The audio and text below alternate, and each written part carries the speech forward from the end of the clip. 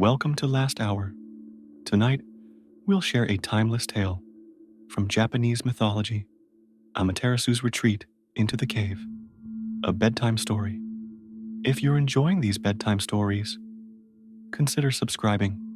It's free, and it helps us create more tales to help you sleep peacefully.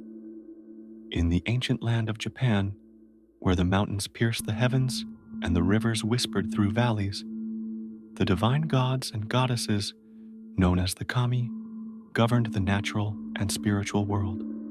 Among these celestial beings stood one of the most revered and radiant deities, Amaterasu, the goddess of the sun. Her golden light illuminated the earth, nurturing the crops, warming the seas, and bringing life to all beings.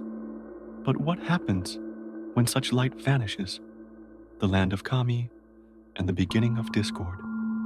In Takamagahara, the high plains of heaven, the Kami lived in splendor and harmony. Amaterasu's daily journey across the skies brought balance to the world. However, not all Kami embraced peace.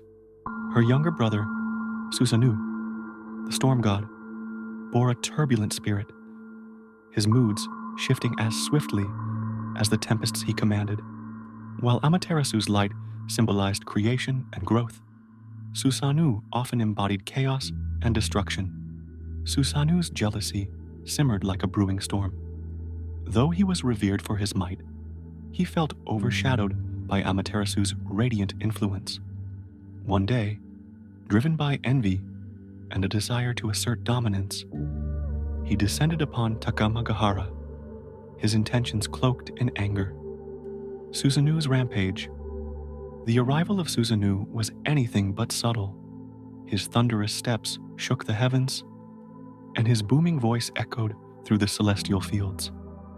The kami who tended the land watched in horror as he tore through sacred groves, uprooted trees, and trampled upon the rice paddies that symbolized prosperity. "Why must you bring this chaos, brother?" Amaterasu confronted him, her voice steady but tinged with sorrow. Susanoo, however, did not answer with words. Instead, he unleashed a torrent of destruction. His most egregious act came when he barged into Amaterasu's sacred weaving hall.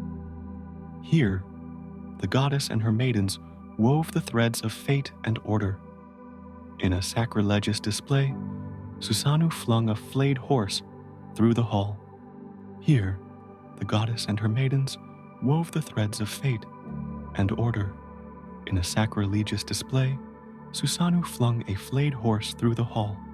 The loom snapped, sacred threads scattered, and the maidens screamed in terror. Amaterasu, shaken to her core, could not bear the desecration. In her grief and anger, she withdrew from the world, retreating to the Amano Iwato, the heavenly rock cave. There, she sealed herself inside, plunging the world into darkness, a world without the sun. With Amaterasu hidden, her light disappeared, and so did life's vibrancy. Fields withered, rivers grew cold, and an unyielding darkness enveloped the earth. The once harmonious balance of the world faltered. Mortals despaired, their prayers rising like smoke to the heavens. The kami gathered at the entrance of the Amano Iwato, their collective concern etched upon their divine faces. "She must return," said Omoikane, the wise deity of wisdom and strategy. "Without her, not only Takamagahara, but the mortal realm will perish." Devising a plan, the kami knew that Amaterasu's grief could not be alleviated by mere words. They needed to stir her curiosity and remind her of the world's joy. They devised a plan to create a celebration so captivating that Amaterasu could not resist emerging. The kami adorned the area outside the cave with treasures that sparkled like stars. The most precious among them was the Yada no Kagami, a sacred mirror that could reflect divine light. Jewels hung from trees, and their vibrant colors shimmered even in the dim glow of firelight. At the heart of the plain was Ame no Uzume, the goddess of dawn and mirth. Known for her exuberance and boldness, she took on the task of drawing Amaterasu out. With an overturned barrel as her drum, Ame no Uzume began a dance like no other. The dance of dawn. Ame no Uzume's movements were a blend of elegance and wildness. She spun and leapt, her laughter ringing out like bells in the wind. The kami clapped in rhythm, their cheers growing louder as the dance became more uninhibited. Ame no Uzume's antics, including the playful slipping of her garments, evoked roars of laughter. The sound carried through the heavens, a stark contrast to the somber silence that had preceded it. Amaterasu's curiosity awakens. Inside the cave, Amaterasu sat in shadow, but the joyous commotion outside reached her ears, a symphony of life and light.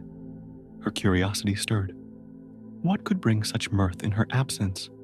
Cautiously, she approached the stone door and peered through a small crack. Her gaze fell upon Ame no Uzume's spirited dance and the cheering kami. But what truly captivated her was the radiant reflection in the yata no kagami. She saw her own light, her divine brilliance mirrored back at her. "Is this the world I've left behind?" she whispered. The return of light moved. By the sight, Amaterasu pushed open the stone door. As she stepped outside, her golden light spilled across the land, banishing the darkness and reigniting life. The kami erupted in celebration, their joy unrestrained. Rivers sparkled anew, crops revived, and warmth spread through the realms. Omoikane approached Amaterasu with reverence. "Your light is the soul of the world, Amaterasu. Without you, we are lost." Amaterasu nodded, her resolve strengthened. She vowed never to abandon her duty again, no matter the trials she faced. Susanu's exile and redemption. Though harmony was restored, Susanu faced the consequences of his actions. The kami decreed his banishment from Takamagahara. Cast to the mortal realm, Susanu embarked on a journey of redemption. Through trials and acts of valor, he sought to atone for his misdeeds. In time, he slayed the monstrous serpent Yamata no Orochi, an act that symbolized his transformation and courage. Amaterasu, despite her brother's betrayal, forgave him. Their bond, though tested, endured, a testament to the power of reconciliation and the strength found in forgiveness. A timeless lesson. The tale of Amaterasu's retreat and return is more than myth. It is a reflection of universal truths: the balance of light and darkness, the resilience of community, and the redemptive power of forgiveness. Just as Amaterasu's light returned to banish the shadows, so too can hope and renewal emerge from our darkest moments. What do you think of Amaterasu's story? If you were in her place, would you forgive Susanu? Let us know your thoughts in the comments below. Thank you for listening. Sleep well, and see you in our next story.